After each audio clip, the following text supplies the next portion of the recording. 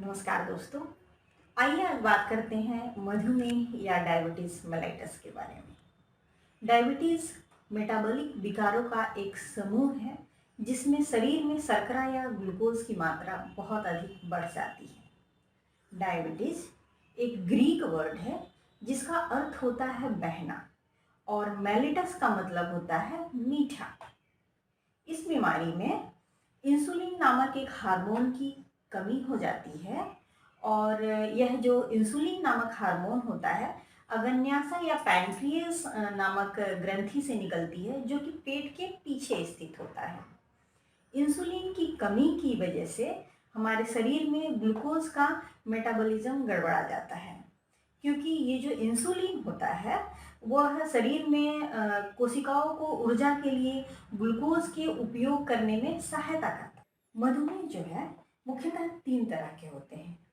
पहला है type 1 diabetes mellitus या फिर इसको जुवेनाइल डायबिटीज़ मेलाइटिस भी कहते हैं। यह मुख्यतः बच्चों में होता है।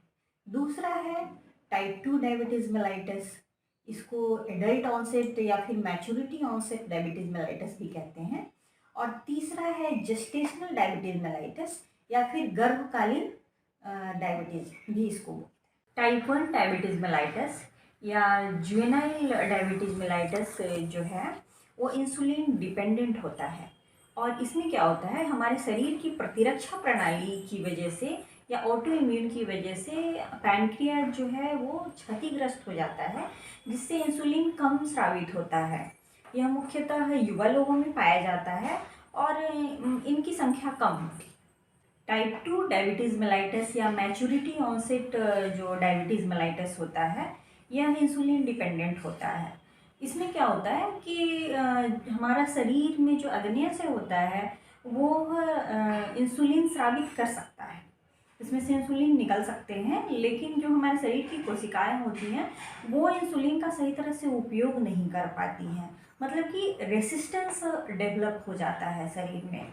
यह ज़्यादातर 40 से अधिक उम्र वर्ग के लोगों में होता है जो अधिक कैलोरी वाले खाना लेते हैं और मोटापा होता है, जिनकी जीवन शैली स्टैटिक होती है, मतलब ज़्यादातर बैठकर काम करते हैं। इनमें मधुमेह से जुड़ा हुआ फैमिली हिस्ट्री भी हो सकता है, मतलब कि परिवार में किसी अन्य को, माता पिता को डायबिटीज़ की बीमारी हो सकती है पहले से, तो उनमें टाइप 2 डायबिटीज़ मेलाइटिस का खतरा ज़्यादा रहता है। तीसरा है जेस्टेशनल डायबिटीज़ मेलाइटिस या गर्भकालीन डायबिटीज़ मेलाइटिस भी इसको कहते हैं।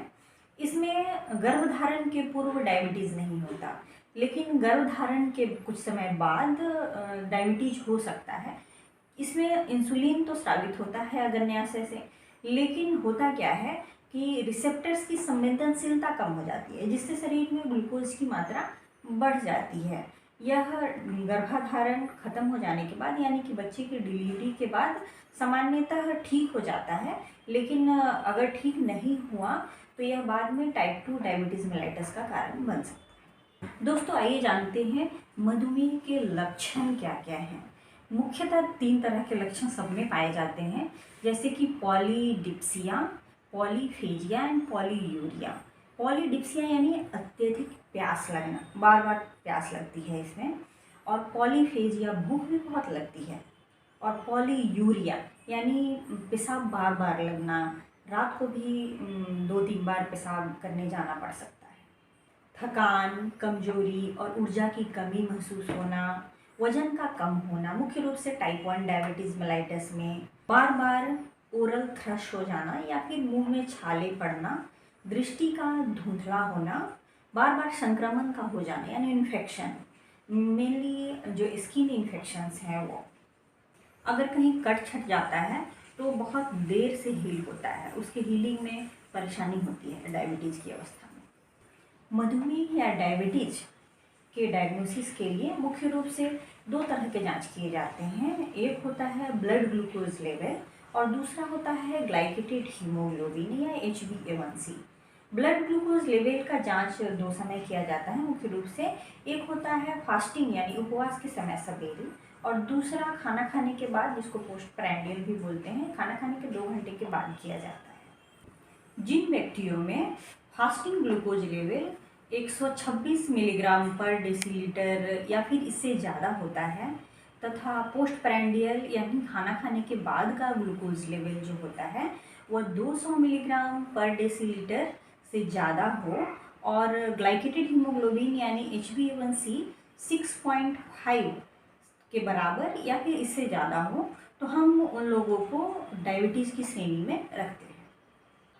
दोस्तों, कुछ और जांच हैं जो डायबिटीज़ मेलाइटस के डायग्नोसिस करने में सहायता करता है, जैसे कि लिपिड प्रोफाइल, जिसमें LDL, HDL और VLDL की जांच की जाती है।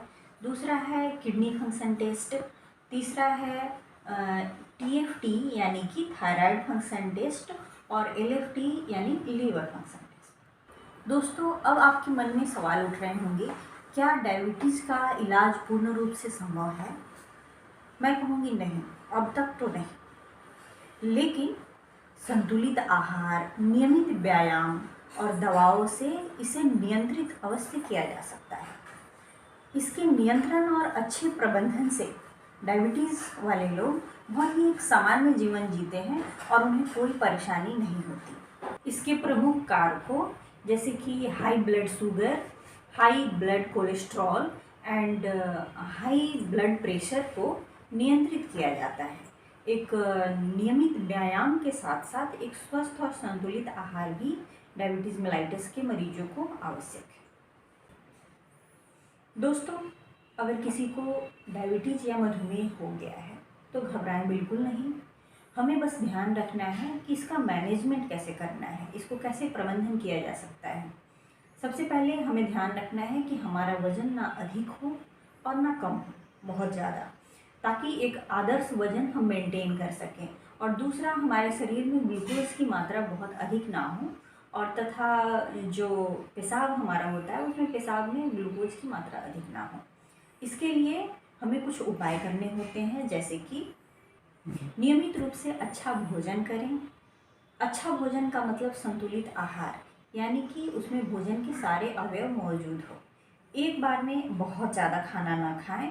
दिन भर में 3 बार खाना खाएं और 3 बार स्नैक्स ले सकते हैं, यानी छोटे छोटे टुकड़ों में खाना खाएं।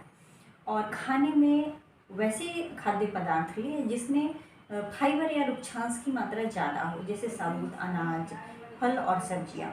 और उसके बाद आप नियमित रूप से व्यायाम करें तथा धूम्रपान न करें और शराब का सेवन न करें तो अच्छा होगा। हमारे शरीर में वसा की मात्रा को कम करना होता है। इसके लिए चीनी और जो परिष्कृत कार्बोहाइड्रेट और उससे बने सामान होते हैं उसको न ले तो बेहतर होगा, जैसे कि पेस्ट्री, केक, पिज्ज़ा, बर्गर, ये सब न लें। मिठाई, शहद, जैम, इन सब से परहेज करें।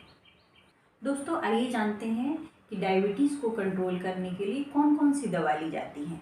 इसके लिए हमारे पास एंटी डायबिटीज़ ड्रग्स अवेलेबल हैं, जिसमें मेटफॉर्मिन प्रमुख हैं, और इंसुलिन दिया जाता है टाइप 1 डायबिटीज़ मेलाइटस में शुरू से ही। और अगर टाइप 2 डायबिटीज़ मेलाइटस में दवाओं से अगर डायबिटीज़ कंट्रोल नहीं होता है तो बाद की स्थितियों में हम उसमें इंसुलिन देते हैं।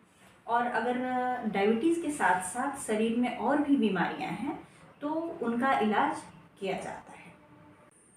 दोस्तों, अगर आपको लगता है कि आपके शरीर में किसी भी तरह का डायबिटीज़ के लक्षण हो रहे हैं तो तुरंत ही अपने नज़दीकी फैमिली फिजिशियन से मिलें, अपने डॉक्टर से संपर्क करें और उनकी सलाह के अनुसार ही दवाइयाँ लें। खुद से दवाइयाँ शुरू ना करें। मधुमेह या डायबिटीज़ से जुड़ा आपके मन में अगर किसी भी तरह का सवाल हो तो कमेंट बॉक्स में लिखें। आज के लिए इतना ही। नमस्कार।